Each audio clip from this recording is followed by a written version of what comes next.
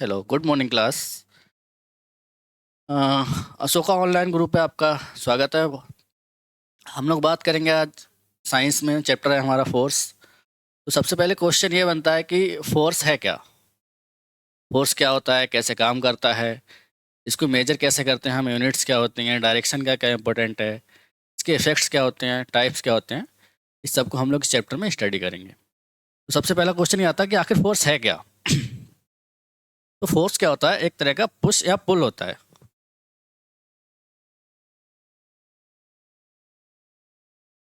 अच्छा अच्छा, ओके, उधर देखना।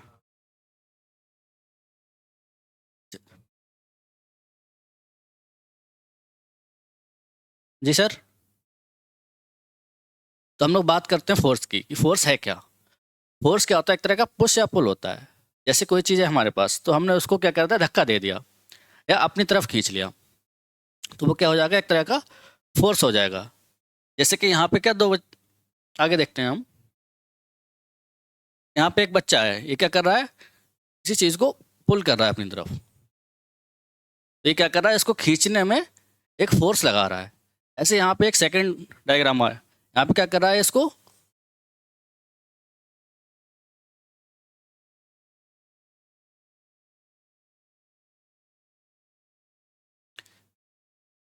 यहाँ पे पुल कर रहा है। तो इस ब्लॉक को पुल करने के लिए इसको एक फोर्स लगाना पड़ रहा है। तो इस प्रोसेस में या इस प्रोसेस में जो यूज़ कर रहे हैं हम इसको बोलते हैं फोर्स।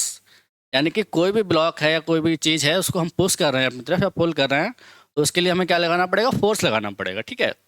अब फोर्स बहुत सारे टाइप्स के होते हैं, बहुत सारी चीज़ें होती हैं फोर्स में। देखो यहाँ पे डेफिनेशन दी हुई है, आप पुश और पुल एक्टिंग अपॉन एनी ऑब्जेक्ट। अगर कोई ऑब्जेक्ट है हमारे पास, उसको हम पुश कर रहे हैं या पुल कर रहे हैं, तो उस पर क्या लगा रहे हैं, हम फोर्स लगा रहे हैं। जैसे कि पुशिंग अ डोर, एग्जाम्पल्स देख लेते हैं इसके। घर में क्या होता है, दरवाजे होते हैं, हम किसी दरवाजे को ओपन करते हैं तो क्या करते हैं, उसको पुश करते हैं, पुल करते हैं। ऐसी सेकंड एग्जांपल हमारे पास क्या है, किकिंग अ फुटबॉल। बहुत सारे लोग होंगे आप में से जो फुटबॉल खेलते हैं, बहुत सारे गेम्स खेलते होंगे। तो फुटबॉल खेलने के लिए हम क्या किक करते हैं, तो किक कर रहे हैं, उस पर क्या कर रहे हैं, हम फोर्स लगा रहे हैं। ठीक है। नेक्स्ट है पुलिंग अ कार्ट। जैसे कि कार्ट होती है, तो कार्ट को पुल करने के लिए क्या हमें पुल करना पड़ता है, और पुल करना क्या होता है, एक तरह का फोर्स होता है। ऐसे आगे देखेंगे लिफ्टिंग अ बुक। जैसे हमारे पास टेबल पे हम बुक्स रखी हुई है कोई, और बुक्स को हम उठा रहे हैं, तो हम क्या कर रहे हैं, पुल कर रहे हैं उसको एक तरह से, तो ये क्या हो जाएगा, एक तरह का फोर्स हो जाएगा हमारा। ठीक है। ये हमारे फोर्स के एग्जांपल्स थे। जैसे कि यहाँ पे कुछ डायग्राम दिए हुए हैं। यहाँ पे एक पर्सन है, क्या कर रहा है, एक ब्लॉक को पुल कर रहा है। ठीक है। तो ये क्या फोर्स लगा रहा है इसको पुल करने में। यहाँ पे एक बच्चा है, एक टेबल को पुल कर रहा है। तो पुल कर रहा है, तो ये क्या कर रहा है, एक तरह का फोर्स लगा रहा है। ठीक है। यहाँ पे ये दो लोग हैं, ये तालाब से कुछ मछली वगैरह पकड़ रहे हैं, तो ये इसको उठा रहा है मछली पकड़ के, तो क्या कर रहा है, ये पुल कर रहा है, एक तरह का फोर्स हो जाएगा। ऐसे यहाँ पे एक ब्लॉक को पुल कर रहा है, ये भी एक तरह का क्या है, फोर्स है। ये विंडो को डोर को ओपन कर रहा है, तो ये भी क्या, एक फोर्स लगा रहा है। ऐसे यहाँ पे एक बच्चा है, वो ट्रॉली बैग के लिए पुल कर रहा है, तो ये क्या, फोर्स लगा रहा है। ये सारे एग्जाम्पल्स क्या है, फोर्स के एग्जाम्पल्स हो गए। तो इसका फाइनल कंक्लूजन ये निकलता है कि किसी भी ऑब्जेक्ट को हम पुश कर रहे हैं, पुल कर रहे हैं, तो उस पर क्या, हम फोर्स अप्लाई कर रहे हैं। ठीक है। अब यूनिट्स की बात करते हैं। यूनिट का मतलब क्या होता है कि किसी भी चीज़ को हम लगा रहे हैं, तो कुछ ना कुछ हमको मेजर करना पड़ेगा उसको, कितना फोर्स है, कैसे फोर्स है, उसको मेजर किस में करेंगे। तो मेजर करने के लिए कुछ यूनिट्स हैं हमारे पास। एसआई सिस्टम में एक यूनिट होती है, उसको बोलते हैं न्यूटन। ठीक है। सेकेंड यूनिट क्या होती है, हमारी सीजीएस सिस्टम में होती है, जिसको बोलते हैं डाइन। तो हमें याद रखना पड़ेगा ये कि एसआई सिस्टम में फोर्स की यूनिट क्या होती है, न्यूटन होती है, और सीजीएस सिस्टम में यूनिट क्या होती है, डाइन होती है। और एक 1 न्यूटन की वैल्यू कितनी होती है, 10⁻, यहाँ पे लिख देंगे हम, 1 न्यूटन इक्वल 10⁵ डाइन। हमें याद रखना पड़ेगा। देखो यहाँ पे क्वेश्चन ये बनेगा कि डाइन किसकी यूनिट है, तो बच्चे कई बार कंफ्यूज हो जाते हैं, पढ़ा नहीं होता है हमने। तो हमें याद रखना है कि डाइन भी फोर्स की एक यूनिट है, लेकिन कैसी यूनिट है, ये सीजीएस सिस्टम में यूनिट है। ठीक है। 1 न्यूटन की वैल्यू भी याद रखनी पड़ेगी, कितनी वैल्यू होती है, 10⁵ डाइन। तो 1 न्यूटन इक्वल कितना होता है, 10⁵ डाइन। ये हमें याद रखना पड़ेगा। यहाँ से दो क्वेश्चन बन सकते हैं, एक तो यूनिट पूछेगा, तो नॉर्मल न्यूटन तो सबको पता ही होता है, लेकिन सीजीएस में याद रखना है डाइन भी एक फोर्स की यूनिट है, और 1 न्यूटन की वैल्यू कितनी है, 10⁵ डाइन। ओके। फिर बात करते हैं डायरेक्शन ऑफ फोर्स। फोर्स किस डायरेक्शन में लगाया गया है, इस पर डिपेंड करता है। तो या तो हम अपवर्ड डायरेक्शन में लगाएंगे या बैकवर्ड डायरेक्शन में लगाएंगे, सामने की तरफ लगाएंगे या पीछे की तरफ लगाएंगे। तो अगर फोर्सेस सेम डायरेक्शन में लग रहे हैं, लाइक कोई ऑब्जेक्ट है हमारे पास और उस पर टू फोर्सेस अप्लाई कर रहे हैं हम दो तरफ से, तो अगर फोर्सेस सेम डायरेक्शन में है तो फोर्सेस ऐड हो जाएंगे, ठीक है। अगर सेम डायरेक्शन में है forces, then forces will be add. और अगर फोर्सेस अपोजिट डायरेक्शन में लग रहे हैं तो फोर्सेस क्या हो जाएंगे, माइनस हो जाएंगे। In opposite direction forces will be subtracted, ठीक है। जैसे यहाँ पे देखते हैं, यहाँ पे एक ब्लॉक है, इसको दो बच्चे पुश कर रहे हैं, तो इन दोनों का फोर्स ऐड हो जाएगा। फॉर एग्जाम्पल ये पहला बच्चा मान लो 2 न्यूटन का फोर्स लगा रहा है, दूसरा वाला भी 2 न्यूटन का लगा रहा है, लेकिन इन दोनों की डायरेक्शन सेम है, ये भी इधर लगा रहा है और दूसरा वाला भी इधर लगा रहा है, तो इन दोनों को ऐड कर देंगे तो हमारा हो जाएगा 4 न्यूटन। सेकेंड एग्जाम्पल में क्या है, एक बच्चा इधर से फोर्स लगा रहा है, ये इधर से लगा रहा है, ये इधर से लगा रहा है, तो दोनों की डायरेक्शन अपोजिट है, तो दोनों माइनस हो जाएंगे। फॉर एग्जाम्पल ये लगा रहा है 5 न्यूटन, ये लगा रहा है 2 न्यूटन, तो दोनों को माइनस कर देंगे तो कितना आ जाएगा हमारा रिजल्टेंट, 3 न्यूटन आ जाएगा, ठीक है।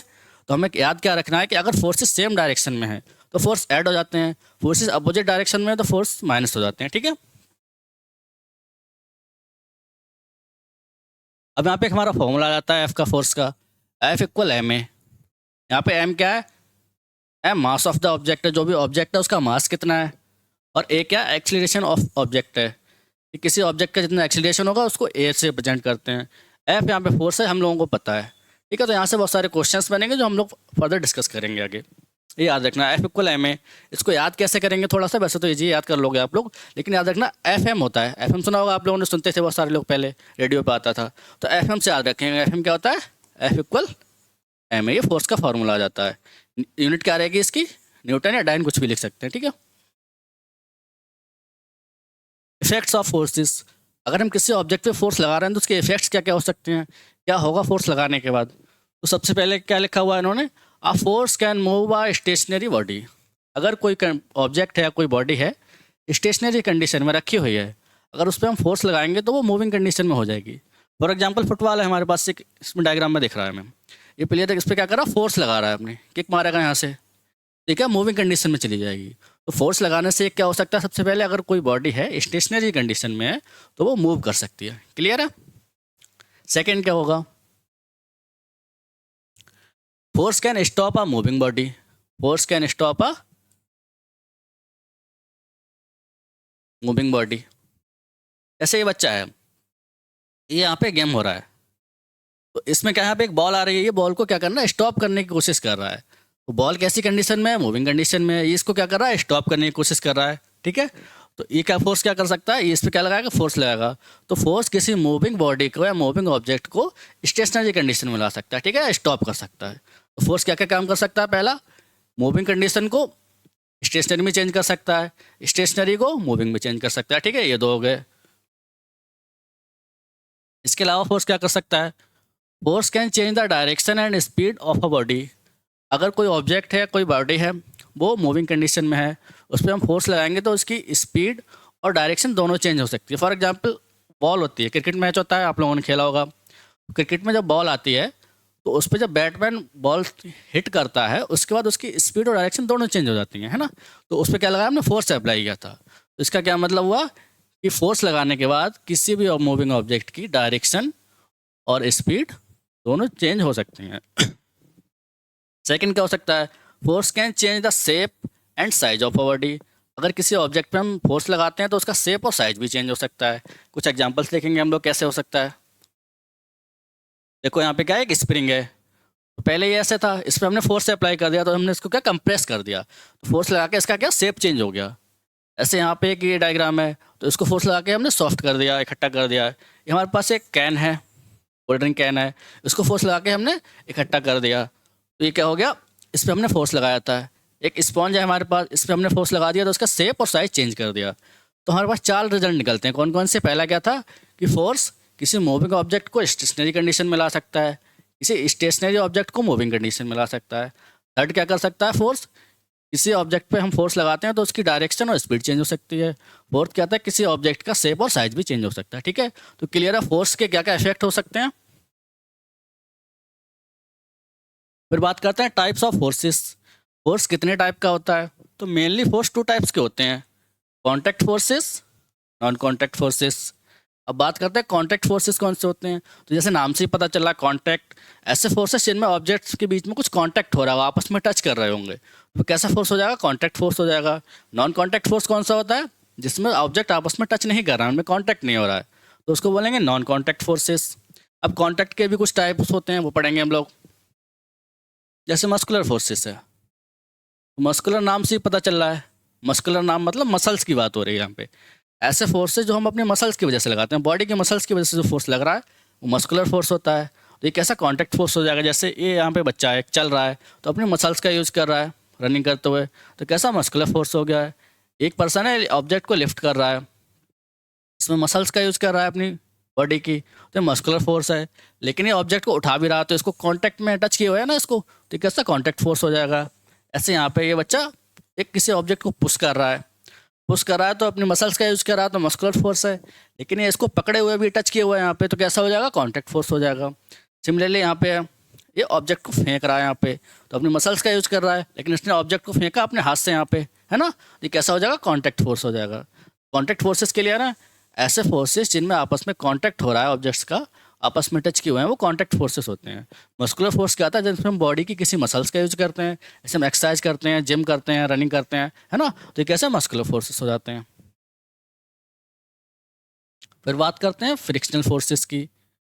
फ्रिक्शनल फोर्सेस क्या होता है? जब हम चलते हैं तो हवा लगती है आगे से, या साइकिल चला रहे हैं तो दो चीज़ों का आपस में फ्रिक्शन होता है, तो उसको बोलते हैं फ्रिक्शनल फोर्सेस। जैसे यहाँ पे एक बच्चा है, ये एक व्हीकल होता है जो बर्फ़ में चलता है, ये इसको ड्राइव कर रहा है, ठीक है, तो ये बर्फ़ के टच में है, ये कैसा फ्रिक्शनल फोर्स हो जाएगा। ऐसे एक बच्चा है यहाँ पे, ये तो यहाँ पे फ्रिक्शन लग रहा है नीचे, ये कैसा फ्रिक्शनल फोर्स हो जाएगा। ऐसे यहाँ पे ये आप लोग गए होंगे घूमने, ये बर्फ़ में चलती है ना, ये फ्रिक्शनल फोर्स हो जाएगा यहाँ पे। इस स्लाइड पे नीचे जा रही है बच्ची, ये कैसा फ्रिक्शनल फोर्स हो जाएगा। लेकिन ये सब में कॉमन क्या है? ये आपस में टच में है किसी न किसी एक दूसरे के, है ना। ये जो इसका व्हीकल है ये नीचे से टच में है, किसके? आइस के। ये रोड के टच में है, नीचे कांटेक्ट में है। ये भी नीचे आइस होगा यहाँ पे स्लाइड के कांटेक्ट में है। तो ये सारे कैसे कांटेक्ट फोर्सेस हैं, लेकिन कांटेक्ट फोर्स में कौन सा? फ्रिक्शनल फोर्सेस है, इनमें फ्रिक्शन लग रहा है, ठीक है।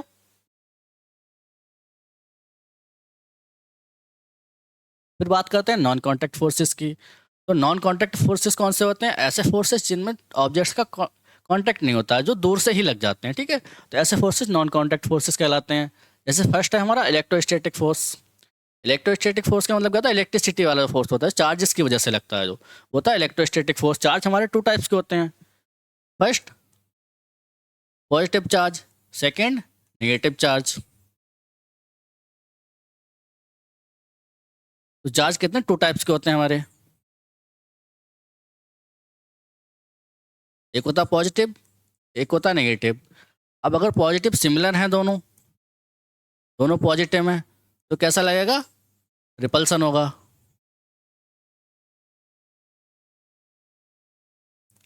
दोनों नेगेटिव के हैं तो क्या होगा? रिपल्सन होगा।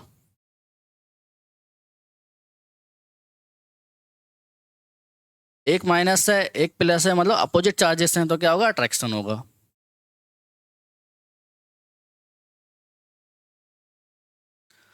तो इलेक्ट्रोस्टैटिक फोर्स समझ में आया किसकी? चार्जेस की वजह से लगता है। चार्जेस हमारे टू टाइप्स के होते हैं, एक होता है पॉजिटिव चार्ज, एक होता है नेगेटिव चार्ज। अगर चार्जेस दोनों सेम है, पॉजिटिव पॉजिटिव है, तो रिपल्सन होगा। नेगेटिव नेगेटिव है तो भी रिपल्सन होगा। अगर पॉजिटिव सॉरी चार्जेस हैं अलग अलग है हमारे, एक पॉजिटिव है एक नेगेटिव है, तो क्या अट्रैक्ट करेंगे दोनों एक दूसरे को, ठीक है। तो यहाँ पे वही लिखा हुआ है, ये पॉजिटिव चार्ज है, ये भी पॉजिटिव चार्ज है, ये दूसरों को क्या कर रहे हैं? एक दूसरे को रिपल्स कर रहे हैं, ठीक है, एक दूसरे से दूर जाएंगे। यहाँ पे नेगेटिव चार्जेस हैं, दोनों सिमिलर हैं, तो ये भी एक दूसरे को रिपल्स करेंगे, एक दूसरे को अलग अलग हो जाएंगे। यहाँ पे अपोजिट चार्जेस हैं, एक प्लस है एक माइनस है, एक दूसरे को क्या करेंगे? अट्रैक्ट करेंगे, ये इसको अट्रैक्ट करेगा, ये इसको करेगा।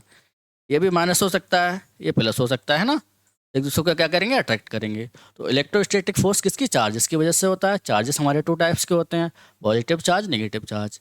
याद क्या रखना है कि अगर सिमिलर चार्जेस हैं, पॉजिटिव पॉजिटिव है नेगेटिव नेगेटिव है, तो एक दूसरे को रिपल्स करेंगे, एक दूसरे से दूर हो जाएंगे। अगर अपोजिट चार्जेस हैं, प्लस माइनस है या माइनस प्लस है, तो एक दूसरे को अट्रैक्ट करेंगे, ठीक है।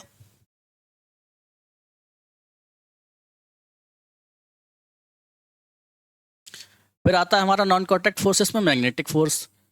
मैग्नेट आप सबने देखी होगी, है ना, मैग्नेट का यूज भी करा होगा, खेलते भी होंगे बचपन में। तो कोई भी मैग्नेट होती है उसके टू पोल्स होते हैं, एक होता है नॉर्थ पोल, एक होता है साउथ पोल। इसमें भी नॉर्थ पोल है, साउथ पोल है। तो अगर इसमें भी सेम प्रोसेस है, अगर अपोजिट हमारे पास पोल्स हैं, एक का नॉर्थ पोल है एक का साउथ पोल है, तो क्या करेंगे, दूसरे को अट्रैक्ट करेंगे। अगर सिमिलर पोल्स हैं, नॉर्थ नॉर्थ हैं, इनको पास में लेके आएंगे तो क्या करेंगे, रिपेल करेंगे। इसको थोड़ा और हम समझते हैं। जैसे हमारे पास कोई एक मैग्नेट है, एक इसका नॉर्थ पोल है, एक साउथ पोल है, ठीक है। एक मैग्नेट और है हमारे पास, इसका साउथ पोल है, इसका नॉर्थ पोल है। तो ये दोनों सेम पोल आ गए, ये नॉर्थ है ये भी नॉर्थ है, तो ये क्या करेंगे, दूसरे को रिपल्स करेंगे, रिपल्सन होगा इनके बीच में। इसी तरह से अगर ये नॉर्थ है ये साउथ है, एक मैग्नेट और है हमारे पास, ये साउथ है ये नॉर्थ है, तो ये भी सिमिलर हो गए, साउथ साउथ हो गए, है ना। तो यहाँ पे भी क्या रिपल्सन होगा।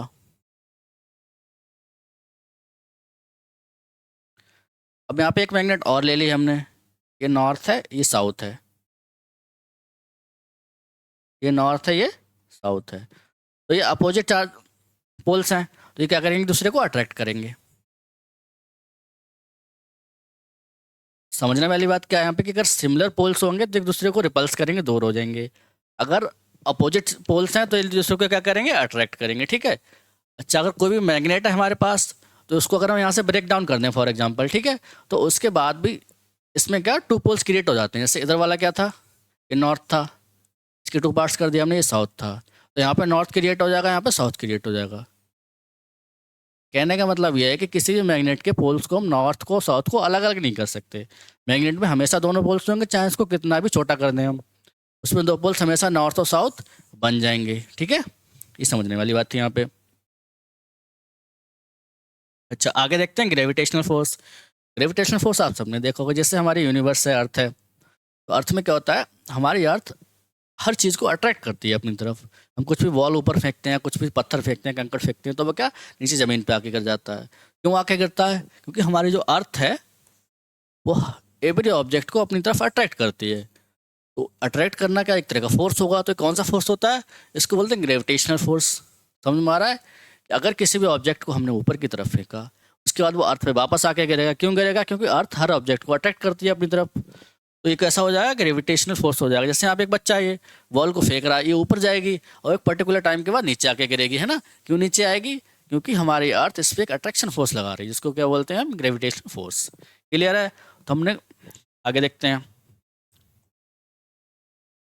फिर बात करते हैं बैलेंस्ड फोर्सेस की। बैलेंस्ड फोर्स कौन सा होता है, ऐसे कोई ऑब्जेक्ट है हमारे पास, उस पर हमने टू फोर्सेस लगा दिए और उन दोनों का रिजल्टेंट जीरो है, तो वो कैसा बैलेंस्ड फोर्स होगा। जैसे इन्होंने लिखा है, net effect of all the forces acting on an object is zero.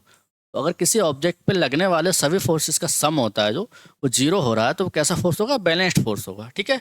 Example भी देखेंगे अभी हम आगे डायग्राम से। सेकेंड क्या, अनबैलेंस्ड फोर्स है। अनबैलेंस्ड फोर्स क्या होगा, अगर कोई ऑब्जेक्ट है उस पर जो रिजल्टेंट फोर्सेस लग रहे हैं उनका सम जीरो नहीं हो पा रहा, कुछ भी वैल्यू आ रही है उसकी, तो कैसा अनबैलेंस्ड फोर्स हो जाएगा, ठीक है। जैसे यहाँ पे एक डायग्राम देखते हैं हम लोग, ये डायग्राम है, ये टग ऑफ वार है, वॉर का गेम है, आप सब बच्चों ने खेला होगा। यहाँ भी तीन बच्चे हैं, यहाँ भी तीन बच्चे हैं, ये बराबर बराबर फोर्स लगा रहे हैं। ये तीनों मिलकर कितना लगा रहे हैं, 300 न्यूटन। ये भी लगा रहे हैं 300 न्यूटन। इनकी डायरेक्शन इधर है, इनकी डायरेक्शन इधर है, तो ये 300 माइनस 300 हो जाएगा, अपोजिट डायरेक्शन से, तो जीरो हो जाएगा। तो ये कैसा हो गया, बैलेंस्ड फोर्स हो गया। सिमिलरली यहाँ पे देखेंगे, ये तीन लोग हैं, ये मिलके भी 300 न्यूटन लगा रहे हैं, लेकिन यहाँ पे 1 पर्सन है, ये 100 न्यूटन लगा पा रहा है ना। दोनों की डायरेक्शन अपोजिट है, तो माइनस करेंगे तो कितना आ जाएगा, 200 न्यूटन न्यूटन आ जाएगा। तो इसकी वैल्यू जीरो नहीं आई, तो ये कैसा हो जाएगा, अनबैलेंस्ड फोर्स हो जाएगा। तो क्लियर है यहाँ से। बैलेंस्ड फोर्स में क्या होगा, किसी भी ऑब्जेक्ट पे जो भी हम फोर्सेस लगा रहे हैं उनका सम जीरो हो रहा है, नेट जीरो हो रहा है, तो वो होते हैं बैलेंस्ड फोर्सेस। अगर उसकी कुछ वैल्यू आ पा रही है, नेट जीरो नहीं हो पा रहा है, तो वो अनबैलेंस्ड फोर्स हो जाएगा हमारा, ठीक है।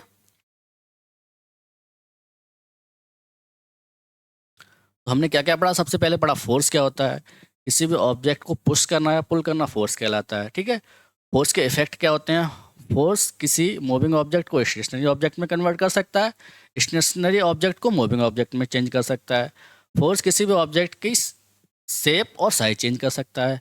फोर्स किसी भी ऑब्जेक्ट की स्पीड और डायरेक्शन भी चेंज कर सकता है, ठीक है। फिर हमने पढ़ा था फोर्स कौन कौन से टाइप्स के होते हैं। 2 टाइप्स के मेनली थे, कौन कौन से? कॉन्टैक्ट और non contact. Contact, non contact. Contact में कौन कौन से पढ़े थे हमने? मस्कुलर फोर्स था, और कौन सा था? फ्रिक्शन फोर्स था। नॉन कॉन्टैक्ट में कौन कौन से पढ़े थे हमने? एक तो था इसमें इलेक्ट्रोस्टैटिक,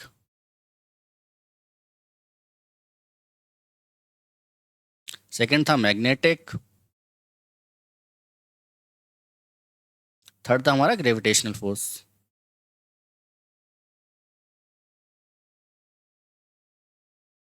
ठीक है, क्लियर है? तो कांटेक्ट फोर्सेस कौन से होते हैं? जो 2 ऑब्जेक्ट्स कांटेक्ट में आते हैं तब लगते हैं, तो वो फोर्स कांटेक्ट फोर्सेस कहलाते हैं।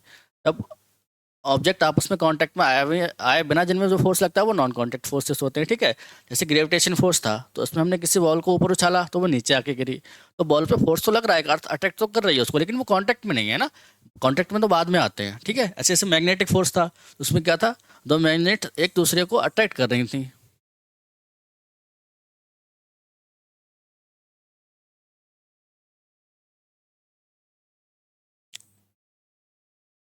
दो मैग्नेट्स था हमारे पास, नॉर्थ साउथ एक दूसरे को अट्रैक्ट तो कर रही हैं, लेकिन ये दूर से ही अट्रैक्ट कर लेती हैं। आप लोगों ने देखा होगा, या दूर से अट्रैक्ट कर लेंगे या क्या करेंगी? रिपल्स कर देंगे। इनको कांटेक्ट में लाने की जरूरत नहीं है, बिना कांटेक्ट में लाए भी इनके बीच में फोर्स लग रहा है, इसलिए इसको कैसा बोलते हैं? नॉन कांटेक्ट फोर्स बोलते हैं, ठीक है।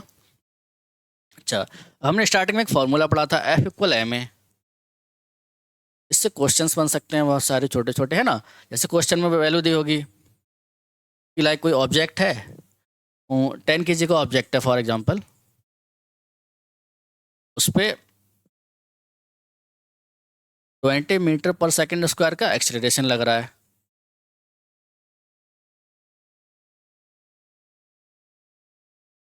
तो उस पर कितना फोर्स लगाना पड़ेगा? ये क्या है? मास दिया हुआ है, मास दिया है, एक्सेलरेशन दिया है, तो हमें फोर्स बताना है। तो फोर्स का फॉर्मूला क्या है? F=ma है। तो हम वैल्यू पुट कर देंगे, तो m की वैल्यू कितनी होती है हमारी? 10 kg दी हुई है यहाँ पे। एक्सेलरेशन a की वैल्यू कितनी दी है? 20 दी हुई है। 10 × 20 कितना हो जाएगा? 200, और आंसर क्या आ जाएगा? न्यूटन, ठीक है। F= क्या आ गया? 200 न्यूटन।